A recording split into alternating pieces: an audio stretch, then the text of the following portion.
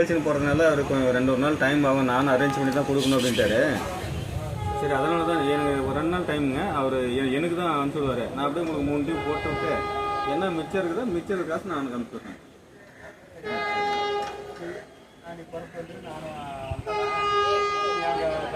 பரப்பில் போய் எனக்கு ஃபோன் பண்ணேன். என்ன வண்டியை பாருங்க.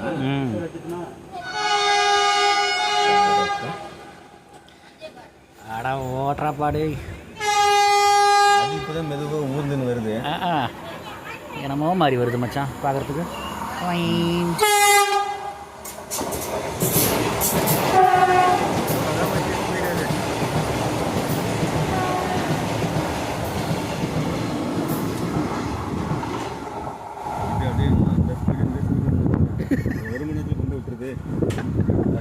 கேட்குறவன் கேனைனான் தான் எதை வேணாலும் சொல்லுவானுங்க மச்சான்.